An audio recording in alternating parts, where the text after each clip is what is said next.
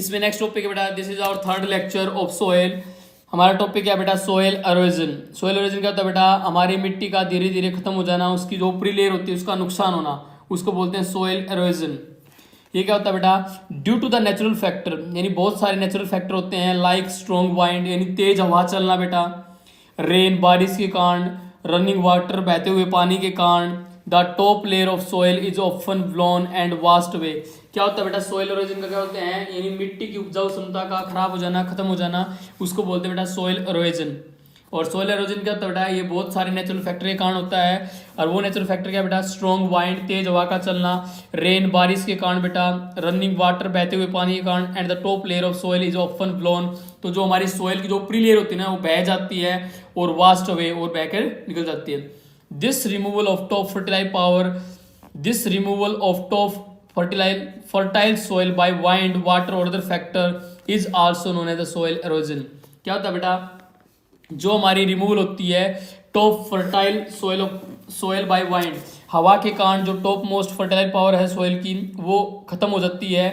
किसके कारण बेटा, बाय वाइंड, हवा के कारण, पानी के कारण और अदर फैक्टर, और उस ऊपरी लेयर का धीरे धीरे खत्म हो जाने का कहलाता है बेटा सोयल एरोजन। हमारा बिंगो चैलेंज क्वेश्चन है बेटा, इसके अंदर discuss in class about the harmful effect of loss of soil fertility, यानी वो क्या नुकसानदायक फैक्टर कौन कौन से हैं जिसके कारण लॉस ऑफ सॉइल फर्टिलिटी, अगर हमारी सॉइल की फर्टिलाइजेशन पावर खत्म हो जाए तो उसके नुकसान क्या होंगे बेटा, उसके बहुत सारे नुकसान होंगे बेटा। हमारे प्लांट्स ग्रो नहीं करेंगे बेटा, तो फसलें नहीं होंगी बेटा, अगर क्रॉप्स फसलें नहीं होंगी तो आगे हमें अनाज नहीं मिल पाएगा, और इसके कारण क्या होता है, हमारे देश के अंदर भुखमरी आ सकती है। तो इसके बहुत सारे हार्मफुल, बहुत सारे बड़े बड़े नुकसान है बेटा, अगर हमारी अर्थ की ऊपर वाली लेयर धीरे धीरे ऐसे ही खत्म होती रही तो उसको हमें बचाने की जरूरत है। तो उसको बचाने के लिए क्या करना चाहिए बेटा, प्लांट्स लगाने चाहिए हमें, ज्यादा से ज्यादा क्या लगाना चाहिए बेटा, प्लांट्स, पेड़ पौधे। Soil halogen results in loss of fertility which makes the land unsuitable for farming. इसने बताया बेटा सोयल एरोजन जो होती है मिट्टी की लेयर का धीरे धीरे बह जाने के कारण क्या होता है, जो सोयल की जो फर्टिलाइजेशन पावर होती है बेटा, जिससे प्लांट्स ग्रो करते हैं, वो धीरे धीरे खत्म हो जाती है। अगर फर्टिलाइजेशन पावर सोयल की खत्म हो जाएगी बेटा धीरे धीरे, तो उस कारण से क्या होगा, जो आपकी लैंड है वो सूटेबल नहीं रहेगी किस चीज के लिए बेटा, फार्मिंग के लिए, खेती के लिए वो सूटेबल नहीं रहेगी बेटा। This effects the food availability in that particular region. तो उसके कारण क्या होगा बेटा, उस एरिया के अंदर फूड की जो प्रेजेंस हो जाएगी, घट जाएगी। Let's learn about some factor leading to the soil erosion. चलिए अब हम पढ़ते हैं बेटा सोइल एरोजन के जो कारण हमने पढ़े थे 3, उनके बारे में वन बाय वन डिस्कस करते हैं। पहला क्या होता है बेटा, विंड, हवा, एयर, विंड की बात कर रहे हैं बेटा। Due to wind a lot of top soil is blown away. क्या होता है बेटा, तेज हवा के कारण, जो तेज हवा चलती है ना बेटा, स्ट्रॉन्ग विंड होती है, उसके कारण क्या होता है, जो हमारी सोइल की जो ऊपर वाली लेयर होती है वो क्या होती है बेटा, बह जाती है हवा के साथ, ब्लोन अवे।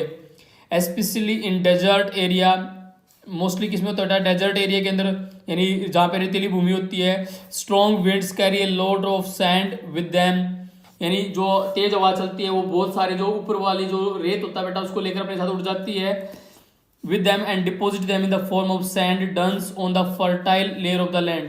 और क्या होता है बेटा, उसको डिपॉजिट कर देती है in the form of sand dunes की फॉर्म में, on the fertile layer of the land. जो हमारी लैंड की जो फर्टाइल लेयर है उसमें सैंड डंस की फॉर्म में उसको डिपॉजिट कर देती है, जिससे क्या होता है, हमारी लेयर क्या होती है, खराब हो जाती है बेटा।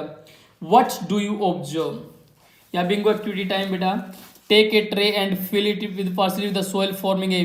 क्या किया बेटा, हमने एक बड़ा मेज ले लिया और मेज के ऊपर हमने क्या रख दिया बेटा, सैंड रख दी ट्रे के अंदर। Now keep the tray on A table and switch on the fan, और फैन को ऑन कर दो बेटा। व्हाट डू यू ऑब्जर्व, आप क्या ऑब्जर्व करोगे, क्या बेटा, हमने एक बड़ा मेज लिया और उसके ऊपर ट्रे रखी, और ट्रे में हमने क्या रख दिया बेटा, मिट्टी रख दी, हमने सोइल रख दी मिट्टी की। तो जैसे ही आप फैन को चलाओगे तो फैन के चलने से क्या होगा, जो मिट्टी उड़ के कहीं और चली जाएगी बेटा, सारे रूम में डिस्ट्रीब्यूट हो जाएगी बेटा। तो उसके कारण क्या हो जाएगा, जहां पे मिट्टी में जहां पे सोइल प्रेजेंट थी वहां पे नहीं रहेगी बेटा, क्लियर ना। तो you will see that some of the soil is blown away. This is how the top layer of soil is blown away by wind। इससे आपको पता चलता है कि कैसे एक तेज हवा के चलने के कारण जो मिट्टी की ऊपरी लेयर होती है बेटा बह जाती है। तो एग्जांपल बताया इन्होंने एक डेमो के थ्रू, एक डेमोन्स्ट्रेशन है जिसमें एक हमारे पास कमरा है, कमरे के अंदर मेज है, मेज के ऊपर एक ट्रे रखी हुई है, ट्रे के अंदर बेटा हमारा रेत है, सैंड है, मिट्टी है, और जैसे ही आप पंखे को चलाओगे तो पंखे के चलने के कारण हवा चलेगी बेटा, और वो हवा से वो मिट्टी उड़ जाएगी। तो इसी प्रकार से बेटा क्या होता है, सोयल एरोजन होता है। जब तेज हवा चलती है बेटा डेजर्ट एरिया के अंदर, खेतों के अंदर, तो जो खेतों की जो मिट्टी की ऊपरी लेयर होती है बेटा, जो फर्टिलाइजेशन पावर होती है उसकी, वो सारी उड़ के चली जाती है उस एयर के साथ, और जिससे सोयल क्या होती है, एरोजन होती है बेटा। नेक्स्ट पॉइंट है बेटा इसके अंदर वाटर। नेक्स्ट पॉइंट क्या है बेटा इसके अंदर, water. Water causes the soil halogen in the two waves. जो वाटर होता है बेटा, यानी पानी के कारण भी क्या होता है, सोयल का क्या होता है बेटा, एरोजन होता है। सोयल को नुकसान होता है, हमारी मिट्टी को नुकसान होता है दो तरीकों से बेटा, इन टू वेव्स।